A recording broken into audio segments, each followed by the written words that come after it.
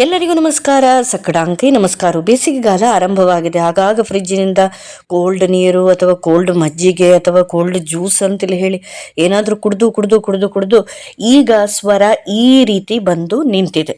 ಹಾಗಾಗಿ ಇವತ್ತಿನಿಂದ ಬಿಸಿ ನೀರನ್ನು ಕುಡಿಯುವುದು, ಕಷಾಯವನ್ನು ಕುಡಿಯುವುದು ಇದೆಲ್ಲ ಆರಂಭವಾಗಿದೆ. ಸೊ ಅದೇನೇ ಇರಲಿ, ಇವತ್ತು ನಾನು ಏನು ಸ್ಪೆಷಲನ್ನು ಮಾಡಿದ್ದೇನೆ ಅಂತೇಳಿ ಹೇಳಿ ನಿಮಗೆ ತೋರಿಸೋಣ ಅಂತೇಳಿ ಹೇಳಿ ಒಂದು ವಿಡಿಯೋವನ್ನು ಮಾಡ್ತಾ ಇದ್ದೇನೆ. ವಿಟಮಿನ್ B12 ಹೇರಳವಾಗಿರುವಂತಹ, no cholesterol plus no fat ಇರುವಂತಹ ಮಶ್ರೂಮ್ ಅಡುಗೆ.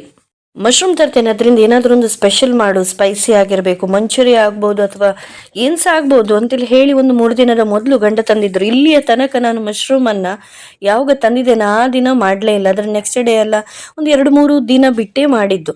ಸೊ ಈ ಸರಿಯೂ ಹಾಗೆ ಆಯಿತು. ಸೊ ಏನಾಗ್ತದೆ ಅಂತೇಳಿ ಹೇಳಿದ್ರೆ ಅದರ ಪೀಲೆಲ್ಲ ಒಂಥರ ಬ್ಲ್ಯಾಕ್ ಆಗ್ತದೆ. ಸೊ ಅದನ್ನೆಲ್ಲ ಚೆಂದ ಮಾಡಿ ತೆಗೆದು ಅದನ್ನು ಚೆನ್ನಾಗಿ ತೊಳೆದಿಟ್ಟೆ. ಸೊ ಜಟ್ಪಟಾಗಿ ಸಿಂಪಲ್ ಆಗಿ ಮಶ್ರೂಮ್ ಮಂಚೂರಿ ಮಾಡೋಣ ಅಂತೇಳಿ ಹೇಳಿ ಹೊರಟಿದ್ದೇನೆ. ಸೊ ಇದನ್ನು ನಾನು ಹೆಚ್ಚಾಗಿ ಯೂಟ್ಯೂಬಲ್ಲಿ ನೋಡ್ತಾ ಇರ್ತೇನೆ, ಬೇರೆ ಬೇರೆ ರೀತಿಯ ಒಂದು ಮಂಚೂರಿಯನ್ನು ಟ್ರೈ ಮಾಡ್ತಾ ಇರ್ತೇನೆ. ಸೊ ಇವತ್ತು ನಾನು ಮಾಡಿದಂಥ ಮಂಚೂರಿ ಹೇಗಿತ್ತು ಅಂತೇಳಿ ಹೇಳಿ ನಿಮಗೆ ತೋರಿಸಲಿಕ್ಕೆ ಇದೊಂದು ವಿಡಿಯೋನ ಮಾಡ್ತಾ ಇದ್ದೇನೆ. ಫಸ್ಟಿಗೆ ರಿಫೈನ್ಡ್ ಆಯಿಲನ್ನು ಹಾಕಬೇಕು. ಇದಕ್ಕೆ ಯಾವುದೇ ಕಾರಣಕ್ಕೆ ನಾವು ತೆಂಗಿನ ಎಣ್ಣೆಯನ್ನು ಹಾಕುವ ಹಾಗಿಲ್ಲ. ರಿಫೈನ್ಡ್ ಆಯಿಲನ್ನು ಹಾಕಿ ನೀರುಳ್ಳಿ ಸಾಕಷ್ಟು ಇದರಲ್ಲಿ ಹಾಕಬೇಕು. ಅದರ ನಂತರ ಒಂದು ಸ್ವಲ್ಪ ಫ್ರೈ ಮಾಡ್ಕೊಂಡು 2-3 ನಿಮಿಷ ಜಿಂಜರ್ ಗಾರ್ಲಿಕ್ ಪೇಸ್ಟನ್ನು ಹಾಕೋದು. ಮತ್ತು ಅದಕ್ಕೆ ಒಂದು 2-3 ಹಸಿ ಮೆಣಸನ್ನು ಈ ರೀತಿ ಹಾಕಿ ಸ್ಟರ್ ಮಾಡಬೇಕು. ಈಗ ನಾನು ಮಾಡ್ತಾ ಇರುವಂಥ ಮಂಚೂರಿ ಹೋಟೆಲಲ್ಲಿ ಮಾಡ್ತಾರಲ್ಲ ಅದೇ ರೀತಿಯಾಗಿ. ಸೊ ನೀರುಳ್ಳಿ ಹಾಕಿದೆ, ಜಿಂಜರ್ ಗಾರ್ಲಿಕ್ ಪೇಸ್ಟ್ ಹಾಕಿದೆ, ಗ್ರೀನ್ ಚಿಲ್ಲಿಯನ್ನು ಹಾಕಿದೆ ಮತ್ತು red chilli sauce, green chilli sauce, ಸ್ವಲ್ಪ ಕೆಚಪ್ ಇದನ್ನೆಲ್ಲ ಹಾಕುವಂಥದ್ದು. ಕೆಚಪ್ಪನ್ನು ಒಂದು ಸ್ವಲ್ಪ ಜಾಸ್ತಿಯೇ ಹಾಕಿ ಆ ಎರಡಕ್ಕೆ ಕಂಪೇರ್ ಮಾಡಿದರೆ, ಯಾಕಂತೇಳಿ ಹೇಳಿದ್ರೆ ಸ್ವಲ್ಪ ಸ್ವೀಟ್ನೆಸ್ ಕೂಡ ಬಿಟ್ಕೊಟ್ರೆ ಒಳ್ಳೆಯದಾಗ್ತದಲ್ಲ ಅಂತೇಳಿ ಹೇಳಿ. ಸೊ ಇದನ್ನು ಜಟ್ಪಟಾಗಿ ಮಾಡ್ಬೋದು ನೀವು. ಸೊ ಇದನ್ನು ಮಾಡಿ ನಾನು ನನ್ನ ಮಗನಿಗೆ ಟಿಫಿನಿಗೆ ಕೊಡ್ತಾ ಇದ್ದೇನೆ. ಯಾವತ್ತೂ ಮನೆಯಲ್ಲೇ ಮಾಡಿದ್ದನ್ನೇ ಕೊಡುವಂಥದ್ದು ಅಥವಾ ಸ್ವಲ್ಪ ಹೆಲ್ದಿ ಆಗಿರುವಂಥದ್ದೇ. ಇದು ಅನ್ಹೆಲ್ದಿ ಅಂತೇಳಿ ಹೇಳಿ ಅಲ್ಲ, ಹೋಟೆಲಲ್ಲಿ ತಿನ್ನುವಂಥದ್ದು ಇದೇ ರೀತಿ ಇರ್ತದೆ. ಸ್ವಲ್ಪ ರೆಡ್ ಚಿಲ್ಲಿ ಪೌಡರ್, ಅದೇ ರೀತಿ ಉಪ್ಪನ್ನು ಹಾಕಿ ಸ್ಟರ್ ಮಾಡಿದೆ. ಇದೇ ರೀತಿಯ ಮಂಚೂರಿ ನಿಮಗೆ ಹೋಟೆಲ್ ತಿನ್ಲಿಕ್ಕೆ ಸಿಗ್ತದೆ. ಅದಕ್ಕೆ ಅಜಿನೋಮೋಟೋನು ಎಕ್ಸ್ಟ್ರಾ ಹಾಕ್ತಾರೇನೋ, ಅದಕ್ಕಾಗಿ ಅದೊಂದು ಬೇರೆ ಟೇಸ್ಟನ್ನು ಬಿಟ್ಟು ಕೊಡ್ತದೆ. ಸೊ ಅದರ ಮೇಲೆ ಮಶ್ರೂಮನ್ನು ಹಾಕಿದೆ. ಸೊ ಇದೊಂದು ಕಾವಲಿ ತುಂಬ ಚಿಕ್ಕದಿದು, ಒಗ್ಗರಣೆಗೆ ಮಾತ್ರ ಫಿಟ್. ಬಟ್ ನಾನೀಗ ಮಾಡ್ತಾ ಇರುವಂಥದ್ದು ಸ್ವಲ್ಪ ಒಂದು ಕಡಿಮೆ ಪ್ರಮಾಣದ ಒಂದು ಮಂಚೂರಿ ಆಗಿರುವಂತಹ ಕಾರಣ ನಾನು ಇದನ್ನು ಇದರಲ್ಲೇ ಮಾಡ್ತಾ ಇದ್ದೇನೆ. ಒಂದು ಸ್ವಲ್ಪ ನೀರನ್ನು ಹಾಕಿದ್ದೇನೆ ನಾನು. ಸೊ ಅದನ್ನು ಹಾಕಿ ಸರಿ ಸ್ಟರ್ ಮಾಡಿದರೆ ಅದರ ಮೇಲೆ ಕೊತ್ತಂಬರಿ ಸೊಪ್ಪನ್ನು ಹಾಕಿದರೆ ಈ ಮಂಚೂರಿ ರೆಡಿ. ನೋಡಿ, ಇಷ್ಟೇ ಇರುವಂಥದ್ದು. ನಾನು ರೆಡ್ ಚಿಲ್ಲಿ ಸಾಸ್, ಅದೇ ರೀತಿ ಗ್ರೀನ್ ಚಿಲ್ಲಿ ಸಾಸ್ ಇದನ್ನೆಲ್ಲ ತಂದಿಡ್ತೇನೆ, ಅಪರೂಪಕ್ಕೆ ಯೂಸ್ ಮಾಡ್ತೇನೆ.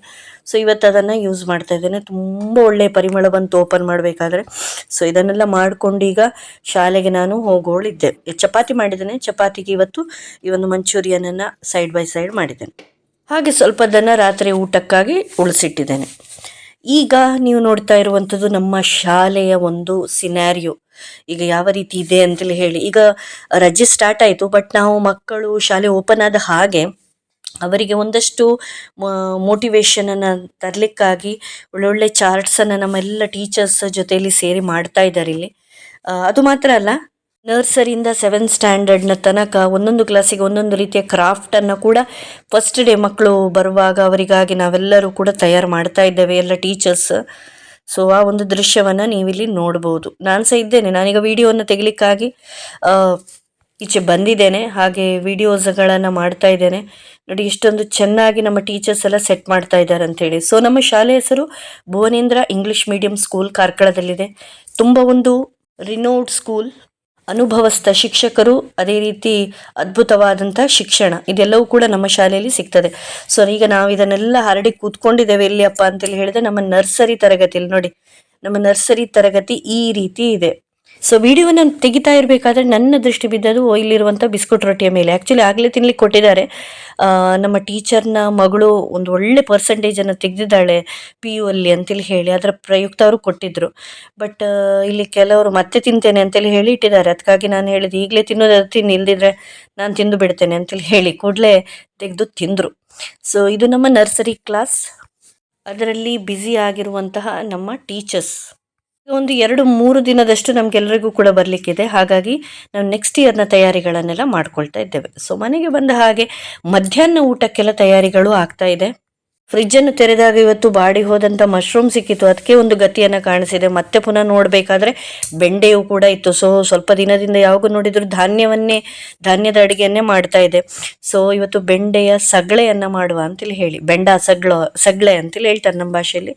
ಸೊ ಇದನ್ನು ಹೇಗೆ ಮಾಡೋದಂತ ಹೇಳಿದರೆ, ತೆಂಗಿನ ತುರಿ, ಅದೇ ರೀತಿ ಹುರಿದ ಒಣಮೆಣಸು, ಸ್ವಲ್ಪ ಹುಳಿ, ಹುರಿದಂತಹ 1 ಸ್ಪೂನ್ ಕೊತ್ತಂಬರಿ ಹಾಗೂ ಒಂದು 10-15 ಮೆಂತ್ಯ ಕಾಳು, ಇದನ್ನಿಷ್ಟನ್ನು ನೀಟಾಗಿ ರುಬ್ಕೊಳ್ಳುವಂಥದ್ದು. ಅದರ ನಂತರ ಈ ನೀರುಳ್ಳಿ ಬೇಕಾದರೆ ನೀವು ಅಂತೇಳಿ ಹೇಳಿದರೆ ಉಪವಾಸದ ದಿನ ಎಲ್ಲ ಇದ್ದಾಗ ಅಥವಾ ಸಂಕಷ್ಟ ಎಲ್ಲ ಇದ್ದಾಗ ಸ್ಕಿಪ್ ಮಾಡ್ಬೋದು, ಆದರೆ ನೀರುಳ್ಳಿ ಹಾಕಿದಾಗ ಮಾತ್ರ ಇದಕ್ಕೆ ಜಾಸ್ತಿ ಟೇಸ್ಟ್.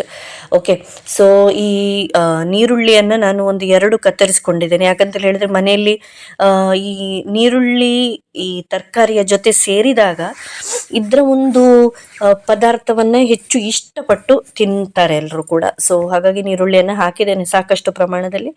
ಸೊ ಈಗ ಬೆಂಡೆ ನಿಮಗೆಲ್ಲರಿಗೂ ಗೊತ್ತಿದ್ದ ಹಾಗೆ ಅದು ಒಂಥರ ಅಂಟು ಪ್ರಕೃತಿ ಇರುವಂಥದ್ದು. ಸೊ ಸ್ವಲ್ಪ ಎಣ್ಣೆಯಲ್ಲಿ ಈ ಬೆಂಡೆಯನ್ನು ನಾನು ಚೆನ್ನಾಗಿ ನೀಟಾಗಿ ಹುರಿದುಕೊಂಡೆ ಒಂದು 2-3 ನಿಮಿಷ. ಅದರ ನಂತರ ಪಾತ್ರೆಯನ್ನು ಇಟ್ಟೆ. ನೋಡಿ, ಆ್ಯಕ್ಚುಲಿ ಬಂಡ ಸಗ್ಳೆ ಅಂತೇಳಿ ಹೇಳಿದರೆ ಇದು ದಪ್ಪಗಾಗಿ ಮಾಡುವಂಥದ್ದು, ಅದೇ ರೀತಿ ಸೈಡಲ್ಲಿ ದಾಳಿ ತೋವೆಯ ಅಥವಾ ಸಾರನ್ನು ಅದನ್ನು ಮಾಡುವಂಥದ್ದು. ಬಟ್ ನಾನು ಹೇಗೆ ಮಾಡ್ತಾ ಇದ್ದೇನೆ ಅಂತೇಳಿ ಹೇಳಿದ್ರೆ, ಇದೇ ಆ ಬೆಂಡ ಸಗ್ಳೆ ಅಂತೇಳಿ ಏನು ಹೇಳ್ತೇವೆ, ಸ್ವಲ್ಪ ದಪ್ಪಗಿನ ಒಂದು ಮಸಾಲೆ ಏನಿದೆ ಅದನ್ನು ನಾನು ನೀಟಾಗಿ ನಯವಾಗಿ ಹರ್ಕೊಂಡೆ. ಆ ಮಸಾಲೆಗೆ ಬೆಂಡೆಯನ್ನು ಹಾಕಿದೆ, ಅದೇ ರೀತಿ ಟೊಮೆಟೊವನ್ನು ಹಾಕಿದೆ, ನೀರುಳ್ಳಿಯನ್ನು ಹಾಕಿದೆ, ಸ್ವಲ್ಪ ಉಪ್ಪನ್ನು ಹಾಕಿದೆ. ಹಾಗೆ ಚೆನ್ನಾಗಿ ಅದು ಕೊತ ಕುದಿಯುವ ತನಕ ಕಾದೆ. ಅದರ ನಂತರ ಸ್ವಲ್ಪ ಕರಿಬೇವಿನ ಎಸಳುಗಳನ್ನು ಕೂಡ ನೀವು ಮೇಲಿಂದ ಹಾಕ್ಕೊಳ್ಬಹುದು. ಸೊ ಇದು ಬೇಯ್ತಾ ಬಂದ ಹಾಗೆ ಒಂಥರ ಅದ್ಭುತವಾದಂಥ ಒಂದು ಪರಿಮಳವನ್ನು ಬಿಟ್ಟುಕೊಡ್ತದೆ. ಒಂದು ಸ್ವಲ್ಪ ನಾನು ಬೆಲ್ಲವನ್ನು ಹಾಕಿದೆ ಇಲ್ಲಿ. ಯಾಕಂತೇಳಿ ಹೇಳಿದರೆ ನಾವು ಮೆಂತೆಯನ್ನು ಹಾಕಿದ್ದೇವಲ್ಲ, ಹಾಗಾಗಿ ಟೊಮೆಟೊವನ್ನು ಹಾಕುವ ಕಾರಣ ನೀವು ಹುಳಿಯನ್ನು ಒಂದು ಸ್ವಲ್ಪ ಹಾಕಿದರೂ ಸಾಕು, ಅದ್ಭುತವಾಗಿ ಆಗ್ತದೆ ಇದು ಟೇಸ್ಟ್. ಇದಕ್ಕೆ ನಾವು ಬೆಂಡ ಸಗ್ಳೆ ಅಂತೇಳಿ ಹೇಳ್ತೇವೆ. ಸೊ ಈಗ ಒಗ್ಗರಣೆಯನ್ನು ಹಾಕುವಂತಹ ಸಮಯ. ತೋಟಕ್ಕೆ ಹೋಗಿ ಕರಿಬೇವನ್ನು ಕೂಡ ತಗೊಂಡು ಬಂದೆ, ಫ್ರೆಶ್ ಆಗಿರುವಂಥ ಕರಿಬೇವು ಕೂಡ ಸಿಕ್ಕಿತು. ಸೊ ಎಣ್ಣೆಯನ್ನು ಚೆನ್ನಾಗಿ ಅದು ಕಾದ ಹಾಗೆ ಅದರ ನಂತರ ಸಾಸಿವೆಯನ್ನು ಹಾಕುವಂಥದ್ದು. ಕೆಲವರು ಸಾಸಿವೆ, ಅದೇ ರೀತಿ ಉದ್ದಿನ ಬೇಳೆ ಅಥವಾ ಆ ಒಗ್ಗರಣೆಗೆಲ್ಲ ಏನಿರ್ತದೆ ಅದನ್ನೆಲ್ಲ ಒಟ್ಟಿಗೆ ಹಾಕ್ತಾರೆ. ಆ್ಯಕ್ಚುಲಿ ಸಾಸಿವೆ ಸ್ಪ್ಲಟರ್ ಆದಮೇಲೆ ನಾವು ನೆಕ್ಸ್ಟ್ ಐಟಮನ್ನು ಹಾಕುವಂಥದ್ದು. ಸೊ ಸಾಸಿವೆ ಚೆನ್ನಾಗಿ ಚಟಪಟ ಆದ ಮೇಲೆ ಕರಿಬೇವನ್ನು ಹಾಕಬೇಕು. ನಂತರ ಈ ಒಗ್ಗರಣೆಯನ್ನು ಪದಾರ್ಥದ ತಲೆಯ ಮೇಲೆ ಹಾಕಿದರೆ ಅದ್ಭುತವಾಗಿರುವಂತಹ ಬೆಂಡ ಸಗಳೆ ರೆಡಿ. ಆ್ಯಕ್ಚುಲಿ ನನಗೆ ಕೆಲವೊಮ್ಮೆ ಅನ್ನಿಸ್ತದೆ, ನಾನು ಈ ಚಾನಲನ್ನು ಸ್ಟಾರ್ಟ್ ಮಾಡಿದ್ದು ಶಾಲೆಯ ಒಂದೆಲ್ಲ ಮಾಹಿತಿಯನ್ನು ಹಾಕಲಿಕ್ಕಾಗಿ ಬರ್ತಾ ಅಡುಗೆ ಚಾನಲೇ ಆಗಿಬಿಡ್ತು. ಏನೇ ಇರಲಿ, ಮುಂದಿನ ದಿನಗಳಲ್ಲಿ ಇನ್ನಷ್ಟು ಇತರ ವಿಷಯಗಳನ್ನು ಕೂಡ ಹಾಕ್ತೇನೆ. ಸೊ ಅದಕ್ಕೂ ಕೂಡ ನಿಮ್ಮ ಸಪೋರ್ಟನ್ನು ಹೀಗೆ ಕೊಡ್ತಾ ಇರಿ ಅಂತ ಹೇಳ್ತಾ ಎಲ್ರಿಗೂ ಕೂಡ ನಮಸ್ತೆ, ಬಾಯ್ ಬಾಯ್, ಶುಭವಾಗಲಿ.